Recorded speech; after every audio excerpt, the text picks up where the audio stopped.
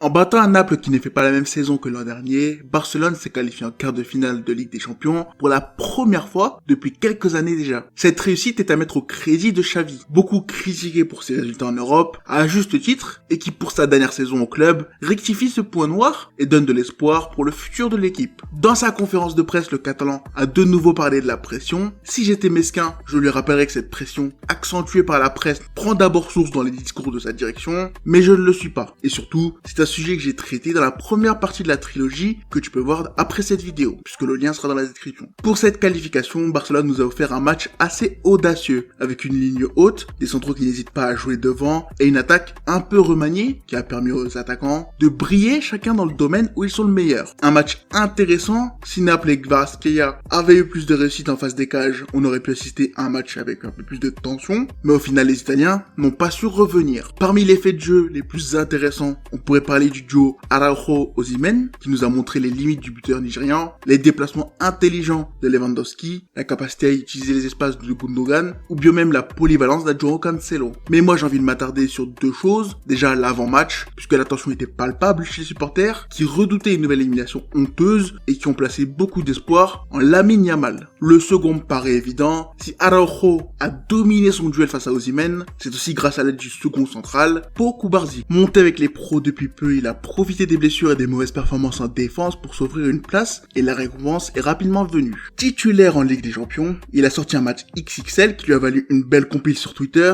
un trophée d'homme du match, une offre de prolongation, une convocation en sélection espagnole et ce passage dans cette vidéo. Sa facilité dans les duels, sa palette technique et surtout sa qualité de passe lui ont permis de briller dans une rencontre européenne où les attentes et la pression étaient à leur maximum. Et lui a répondu avec une partie d'Azzo, avec notamment une ouverture sur Fermin Lopez qui a beaucoup fait parler. Barcelone va enfin passer un cap en Europe, va jouer un quart de finale de Ligue des Champions contre le PSG et Pau Cubarsí, 17 ans, est l'un des architectes majeurs de cette réussite. Depuis quelques années déjà, je dirais même depuis le passage de Ronald Koeman, on a revu le Barça miser sur des jeunes joueurs. Les Youssouf Demir, Francisco Trincao, Serginho Dest, Pedri et autres joueurs prometteurs se sont vus offrir une chance d'intégrer l'effectif et obtenir une vraie place dans la rotation, puisque l'équipe n'était plus aussi complète qu'à l'époque. À force de vouloir concurrencer les clubs étatiques et les grosses bourses de Première Ligue, la direction catalane a fait couler son économie, sa masse salariale, et pour sauver la valorisation d'un effectif vieillissant, des investissements sur des jeunes joueurs ont été faits, en même temps que les grosses dépenses faites sans aucune réflexion sportive, du genre Coutinho. Ces jeunes se sont vus accorder l'opportunité de participer à la reconstruction de Barcelone post-Messi, et la plupart, bien qu'ayant apporté leur qualité sur le moment, n'ont pas su s'imposer sur la durée, et ont pour la plupart été des échecs conséquents. Avec un budget revu à la baisse et encadré par la Ligue, le fair play financier, et la transition post-meilleur joueur du monde, les changements se sont faits avec des investissements contrôlés par un dirigeant incompétent, et les conséquences ont failli être catastrophiques. Par chance, Koeman a pu compter sur une autre source de talent, les jeunes promesses qui ont grandi, sous l'écusson de Barcelone, la formation barcelonaise. La Masia n'est pas un centre de formation comme les autres. En quelques années, les vannes qui étaient fermées depuis la montée de Sergi Roberto et les échecs des successeurs de Messi ont été réouverts. Koeman, bloqué par le clan Bartomeu et ses achats de joueurs sans aucune cohérence, a pu renforcer son effectif grâce au travail de Garcia Pimenta avec la baie du Barça. Les noms des joueurs montés avec les professionnels résonnent encore aujourd'hui comme les premières réussites qui ont marqué ce changement. Très souvent quand on parle de ce retour de la Masia, les gens pensent en Carles Saïnia, le crack Ansu Fati ou bien même Ilaix Moriba. Mais personnellement, quand je pense le retour de la Masia, je pense à Oscar Mingueza. Ce choix de joueur doit surprendre, mais pour moi, il résume parfaitement le problème qui existait. Oscar n'est pas un crack, il n'était même pas un jeune dont on entendait le nom plus que ça, mais pourtant sa montée a fait du bien à la défense barcelonaise. Un jeune qui s'est vu offrir grâce aux blessures d'Araujo et d'Umtiti une chance de jouer avec l'équipe professionnelle, qui a su la saisir. Pour moi, c'est lui qui symbolise ce retour en force de la Masia, et qui symbolise surtout les travaux immenses d'un coach comme Koeman, que beaucoup de supporters barcelonais ont insulté sans raison, simplement pour déverser leur colère de voir leur club couler. Laporta a d'ailleurs su exploiter cette faille pour faire passer ses propres échecs à son début de mandat sur le dos du Néerlandais, qui lui aussi a commencé à en faire certaines, qui lui ont coûté sa tête. Et si beaucoup oublient cette situation, perso, moi je m'en souviens. Le départ de Koeman et le retour de quelques investissements forts n'ont pas coupé l'afflux de joueurs du centre puisque les choix sur le mercato ne sont toujours pas optimaux, ils sont toujours, selon moi, sujets à débat, et c'est une mauvaise chose qui en entraîne une bonne. Depuis ce moment, depuis cette crise dans l'effectif, le nombre de joueurs issus de la formation qui ont intégré l'équipe première est impressionnant. Si Moriba aurait pu être la montée symbolique, c'est finalement celle d'Ansu Fati qui a été la plus médiatisée, puisque l'Espagnol a pris la Liga par surprise, s'imposant assez rapidement comme un des joueurs les plus prometteurs du championnat et même d'Europe. Sa montée graduelle est rapidement devenue explosive, passant d'un jeune prometteur à la solution offensive principale, l'un des plus grands talents d'Europe et surtout le 10 dans le dos, pour bien faire comprendre qu'il était le 40e héritier de Messi. Une pression immense qui a sûrement beaucoup impacté son développement et qui montre que tout n'est pas encore parfait dans l'intégration des jeunes. Sportivement, Ansu Fati n'a jamais vraiment répondu aux attentes et cet été, la page a quasiment été tournée pour l'avènement d'un autre talent, Lamine Yamal. Si avec Warren, Zahir Emery et Joao Neves, on avait des exemples de précocité au milieu de terrain, avec Lamine on retrouve ce phénomène mais chez un ailier. Ousmane Dembélé parti s'imposer au PSG, Torres et Rafinha indignes de leur rang, surtout le Brésilien qui est passé de Neymar à Luis Enrique depuis sa signature au Barça, et bien le jeune Espagnol s'est imposé comme le meilleur ailier droit de l'équipe, voire même du championnat. À 15 ans, il faisait ses débuts avec Barcelone, à 16 ans, il était titulaire en 8e de finale de Ligue des Champions, titulaire à Barcelone, et chaque match nous montre qu'il n'est pas là par hasard. Si Rafinha hésite, lui tente beaucoup. Techniquement, il est au-dessus et ça se retranscrit dans ses statistiques puisqu'il fait partie des meilleurs joueurs d'élimination au monde. Avec un certain Mohamed Kudus, je le connais pas. Pour sa première saison, on découvre un talent générationnel très complet, capable de créer du danger balle au pied, par la dribble et par la passe. Mais aussi capable de finir les actions. Depuis jeune, tout le monde disait qu'il fallait le suivre. Un joueur surclassé avec énormément d'observateurs qui voyaient en lui le joueur le plus prometteur de la Masia. Et pour ses débuts, on comprend parfaitement pourquoi. Un joueur avec énormément de personnalité, de variété dans son jeu, d'intelligence dans ses choix,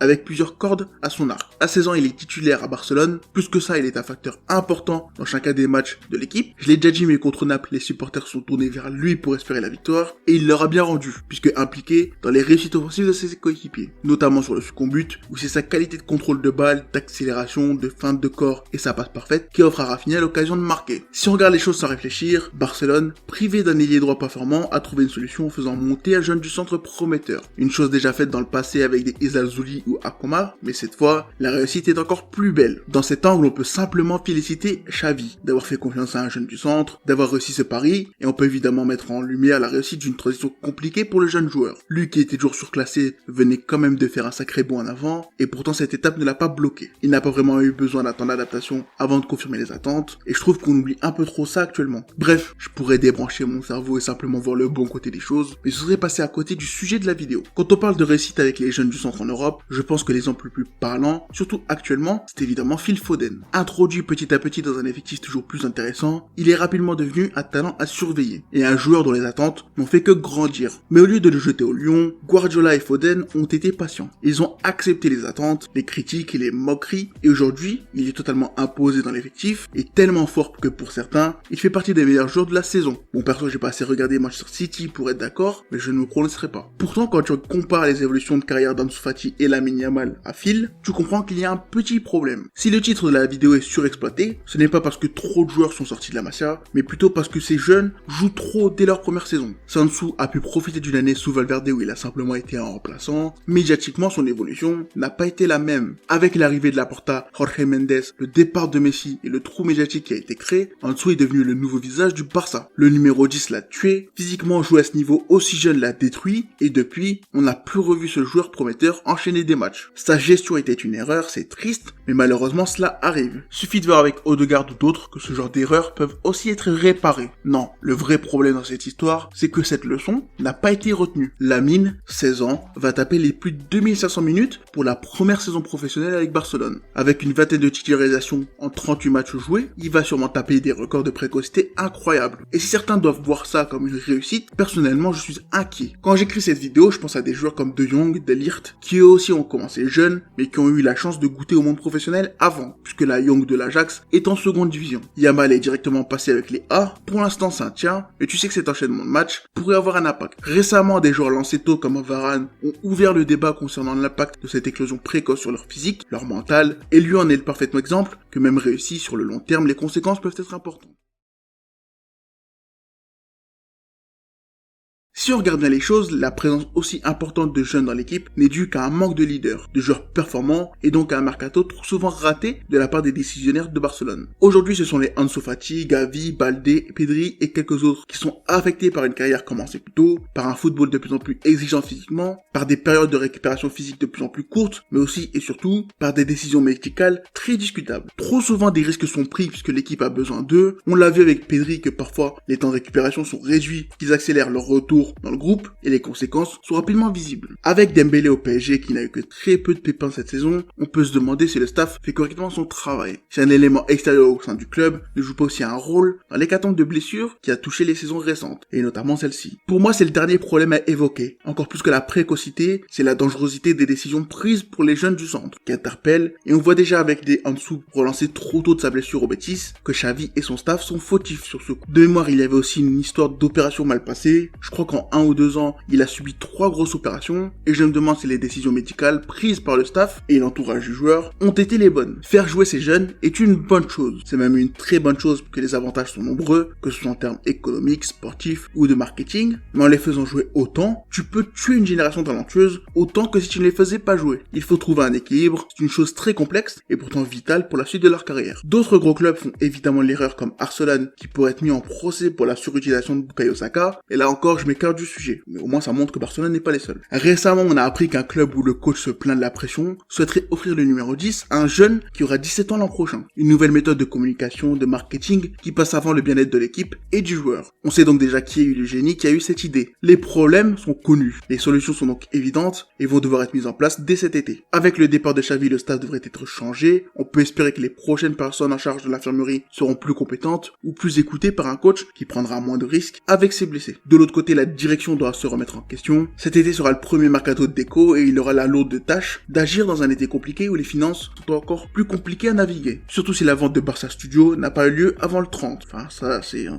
truc, je suis pas comptable, je sais pas comment ça se passe. Là encore, on s'éloigne du sujet principal de cette vidéo, on s'approche de celui qui clôturera cette trilogie et ce n'est pas une bonne chose. Si Koeman a commencé les travaux, Xavi est celui qui les a fait grandir, qui a continué la récolte et pour moi, c'est là que se trouve son plus grand héritage. Si la carrière de Lamine Yamal est gérée correctement, le Barça tient son porte-étendard pour les 15 prochaines années. Un petit allié imprévisible qui va devoir continuer à grandir dans une équipe où il est déjà indispensable. À force de banaliser l'exceptionnel, on oublie que ce que fait Yamal n'est pas normal, il n'est pas censé être aussi fort, aussi complet à son âge, et on peut qu'espérer que même s'ils sont peu, les leaders de Barcelone vont tout faire pour le protéger et l'aider à grandir tranquillement. Une situation qui montre aussi que l'effectif de Barcelone n'est pas au niveau, ou plutôt que Xavi n'était pas le coach qu'il fallait à ce Barça. Quand on regarde les joueurs, pour moi, à part Araujo, aucun n'a vraiment progressé de fou. Aucun n'a accompli l'étape qui lui aurait permis de passer un palier, en tout cas de tête, je trouve ça triste. Cela montre aussi que Xavi n'était pas vraiment celui qui voulait les faire monter, mais qui était obligé de les faire monter. Quand on voit les recrues qu'il demandait et qu'on les compare aux jeunes qu'il a fait monter, on voit qu'il y a un écart et un problème. Malgré tout, ils resteront son héritage. Et ce qu'ils écriront avec Barcelone le sera écrit parce que c'est lui qui les a lancés. De force, mais qui l'aura fait quand même. Le prochain coach devra donc coller aux prérogatives. Et tu comprends mieux les 3 noms qui sont en pole position pour prendre la tête de cette équipe. La Masia est de retour. On a beaucoup parlé de l'attaque, mais défensivement, tu es en train de sortir une flopée de défenseurs modernes qui n'ont pas peur de prendre la relance en main. Au milieu, tu as un Fermin Lopez qui est en train d'éclore, un Nico Gonzalez exilé qui mérite le coup d'œil, et tant d'autres talents qui expliquent pourquoi cette série de vidéos est une trilogie. Bon, c'était la seconde partie sur l'un des derniers problèmes que je voulais évoquer. Maintenant, la prochaine partie sera la plus intéressante. Ce sera celle qui colle le plus à ce que je fais d'habitude, mais j'espère quand même que cette vidéo, cette analyse, t'a plu.